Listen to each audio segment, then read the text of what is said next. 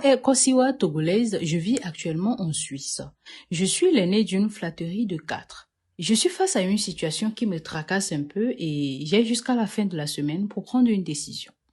Vous êtes dans l'émission L'univers vous écoute. Ça fait 7 ans que je vis en Suisse et je ne suis pas rentrée au pays. Cette année, j'ai décidé d'aller célébrer les fêtes de fin d'année au Bled et profiter passer du temps en famille.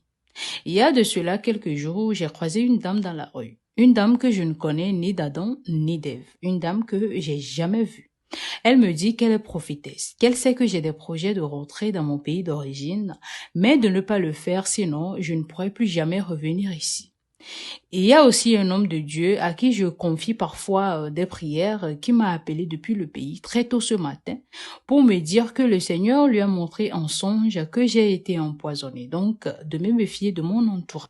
La troisième personne est mon collègue de travail. Il m'a confié qu'il a fait un rêve et qu'il m'a vu dans un cercueil et donc de faire attention à moi.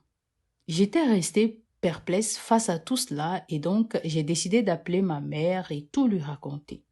Elle m'a dit d'ignorer tout ça et de venir, car elle souhaite vivement que je rentre pour la voir et elle insiste là-dessus. Surtout qu'elle a déjà informé toute la famille ainsi que ses amis du marché que sa fille rentre bientôt, donc de ne pas mettre la honte sur elle.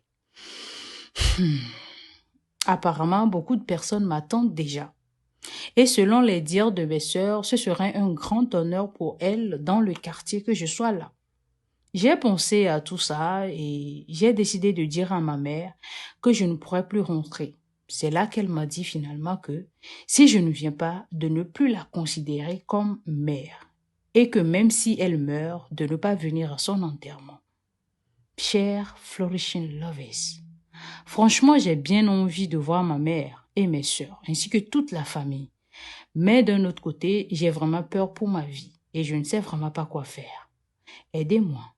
L'univers vous écoute, histoire narrée par Queen Katari.